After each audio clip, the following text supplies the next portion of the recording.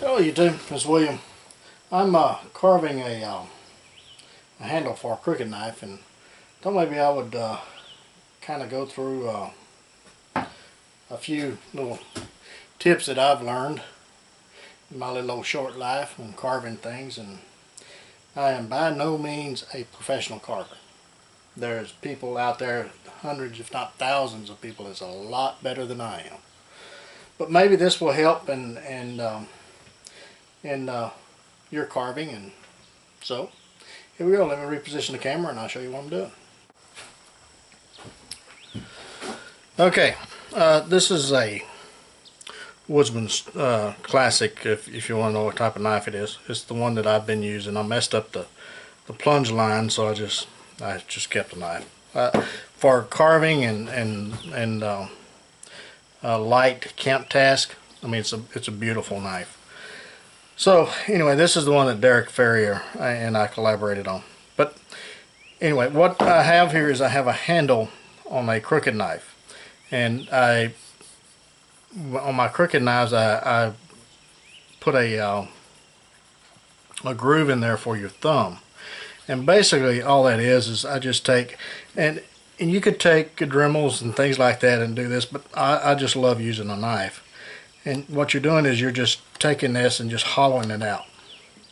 Now the tip on all of this is to have a very extremely sharp knife. Okay?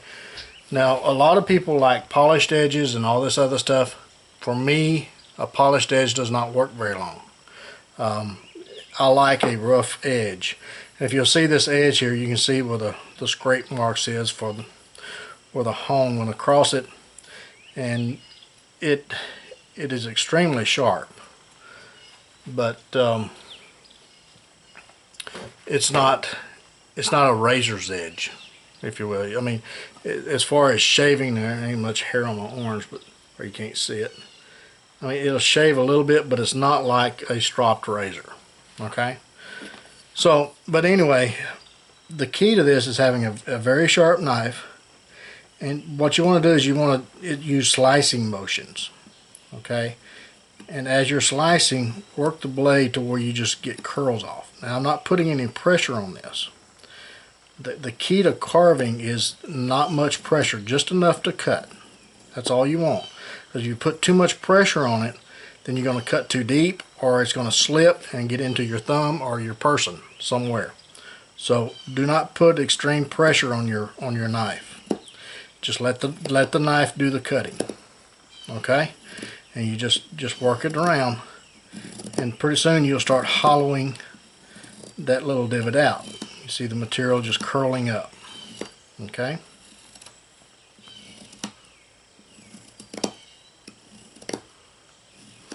Now, if you're using Scandies with doing this work, you're going to need to make sure that it is a quality knife, and it has the proper grind, proper heat treat. Otherwise this edge is going to roll and you'll have a rolled edge very quickly. Okay, so you got to have quality tools. A lot of people say, well, I can get a knife for $15 and all this other stuff. Well, it'll work on some tasks, but some tasks it won't do so well on.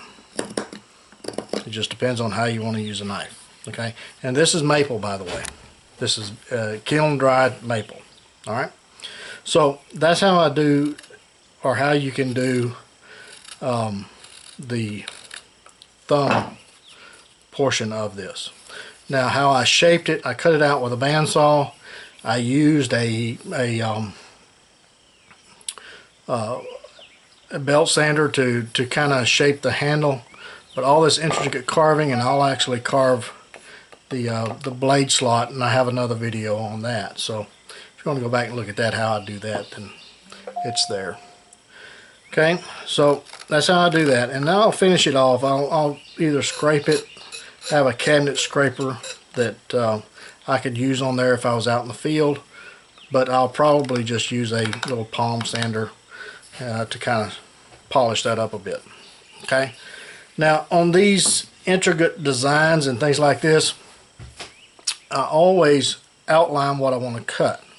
Now, in order to do this, it just takes practice. Okay, now this is only about the third or fourth one I've done this way, and like I say, it's kind of rough and ready, but you know, I kind of like that. I like the hand carved look versus the machined look. Okay, so but basically what I want to do is I want to take the knife point and I want to get right on that line. And again, I'm not putting pressure on the knife, okay? Because if you put pressure on the knife, then it's going to slip, or it's going to gouge too deep, or something's going to go wrong with your carving. What you want to do is use the tip and use your thumb as support. Remember, the closest your hand is to the cut, the safer the knife is. Whether that be a push cut where you're using the opposite hand, or if you're using the blade like this, wherever you're cutting or using that blade at, the closer your hand is to it, the safer the blade is, the more control you have. Okay? So just stick the point right there on the line. Hope you're seeing this. And just guide the knife. And again, I'm not putting a lot of pressure on this knife. Just enough for the tip to sink in slightly. And I'm just following the line all the way around. Okay? Hope you can see that. And then when it gets awkward and I can't do it, then I'll turn the piece around another way that's comfortable, and using my other hand, guide the knife. And again, if you can see that, the tip is just barely sticking in there slightly, okay? And again, no pressure. Alright, and then again, when it gets awkward, I turn around the other way.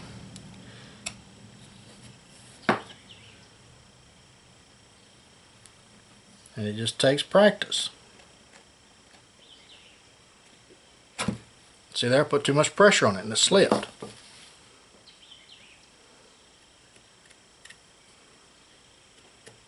Okay, so that's how you get your first line. And then I take the other, and again, I'm putting it on an angle, and I'm just following the line around. Just like that. And I'm not trying to take out too much material, taking it slow and steady. Just like that. I'm working the blade around, following that cut, that initial cut.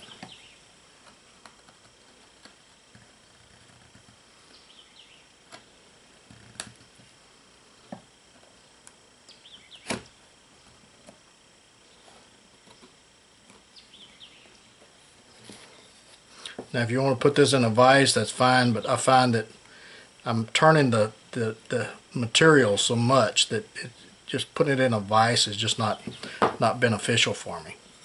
So there's the first little bit that's removed, and if you're not deep as you want to go, then just go back and make another pass.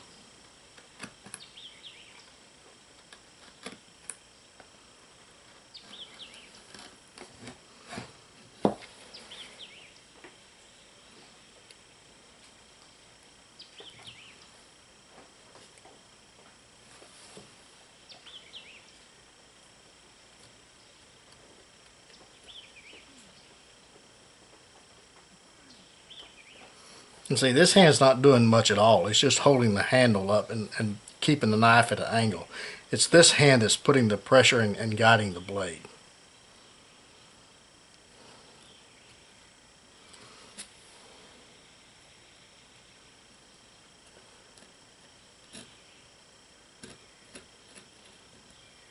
And just go back and make your other stop cut. Is basically what this is.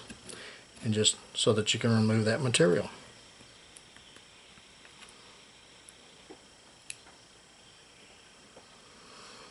Okay, and that's how it's done, or how I do it anyway. And you can come back and you can take the tip and go back the other way. Again, you're not applying too much pressure, you're just applying just enough to make a slight cut.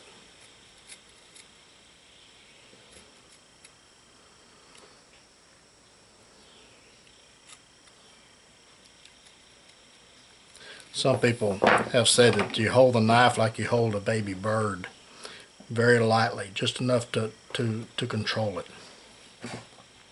so that it doesn't slip. And you don't have to tighten your grip on a knife.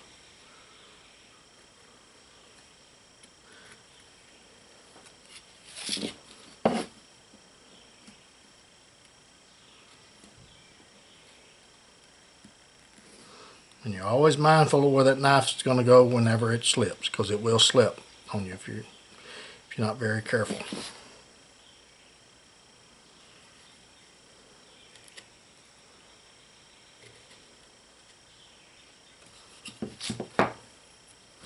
Now if you'll notice, the knife doesn't change positions very often. It's the material that changes.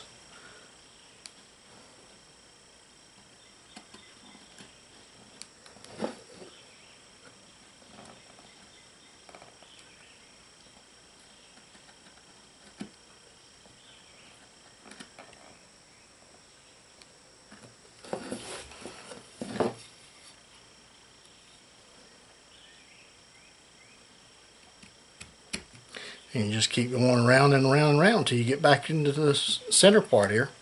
And just kind of polish it up a bit. And I'll get back with you in just a little bit.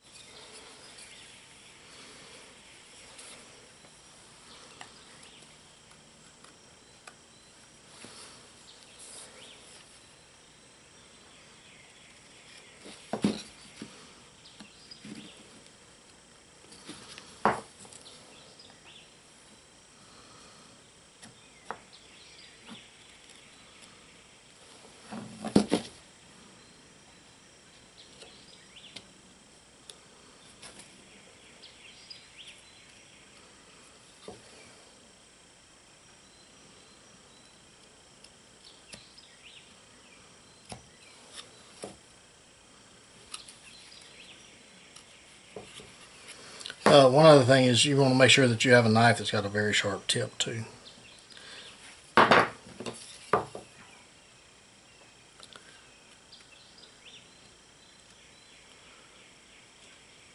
So you can get in there and make those sharp turns like that.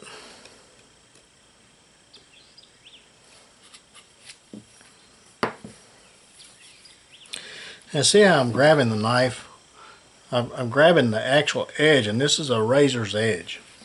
Now if this was a polished edge, and I had just polished it and it was as sharp as it could be, then just touching that blade would cut me. Okay, but a rougher edge, and when I say rough, I don't mean a saw edge. I mean it has just microscopic teeth. Basically what causes it to cut is a slicing motion. Okay, whereas a polished edge, if it touches it, it will cut. That's not necessarily the best edge to cut with or to carve with, in my opinion, because you want something to where it takes a motion to cut. I hope that makes sense. So in other words, instead of me just touching it and cutting, I want to be more controlled where I have to move the knife blade. Okay. See, I'm dragging the knife blade, and that curve on that tip is allowing the blade to cut.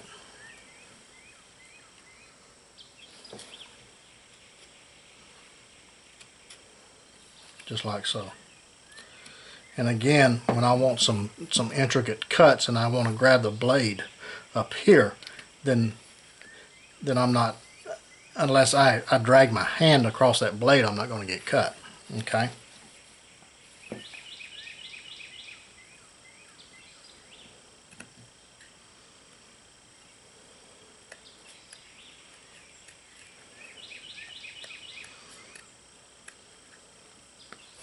Many people say, well, that's unsafe. You're going to get cut. You're going to slice your hand wide open. Well, no, I didn't slice my hand wide open.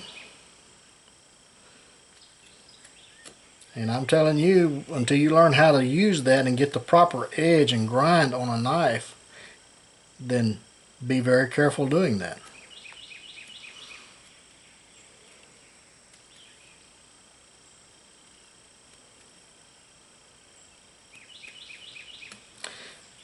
Basically, carving is nothing more than patience, focus, and determination, really.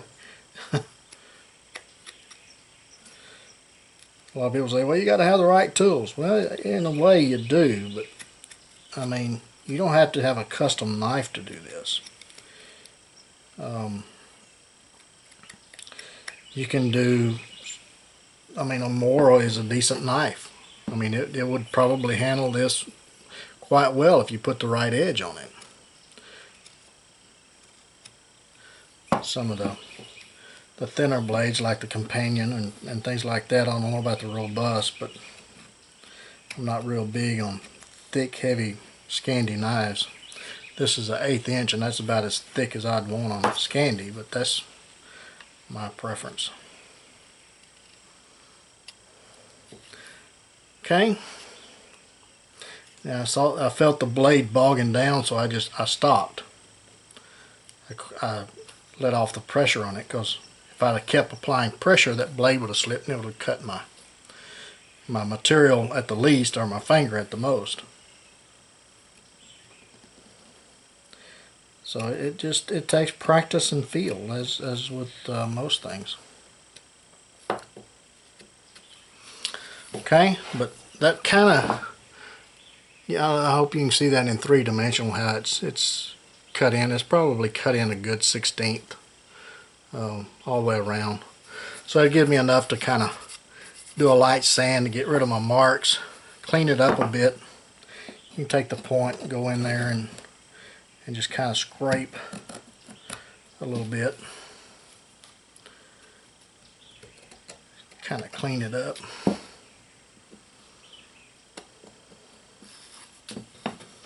Again, the knife stays pretty much stationary. It doesn't change positions that much. The material changes most of the positions. So you're bringing the material to the blade.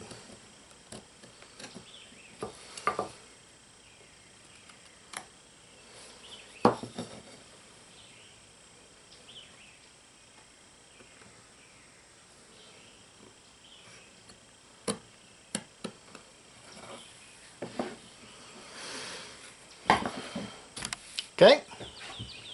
Well, I hope you guys enjoyed this and got some tips out of this, and it helped you instead of set you back 5 years. Again, I am not the best carver in the world, but those are the techniques that I use and how I do things. I'm sure that some of the master carvers out there, they use different things and different tools and different techniques, but hey, that's what they do for a living. I'm a knife guy. I carve on the side as a hobby, and also for my clients, if they want a handle like this for a crooked knife, that's what I'm doing today, is crooked knives, then I'll do my best. One thing that I find that whittling and carving and doing intricate tasks like this, it teaches you patience, it teaches you perseverance. It teaches you focus, all of the good attributes that all of us need, that would certainly help us in these trying times. So until the next one, you guys get out in the backyard, whittle on a stick, try some of these intricate designs, learn how your knife works, hold the knife, understand the knife, get the feel of the knife, test different edges. Don't just use the same edge all the time because somebody said to use that. Test different edges and see what works for you. Okay, because the way you use the knife and how you hold the knife and a lot of other things of what you use the knife on should dictate what kind of edge you use.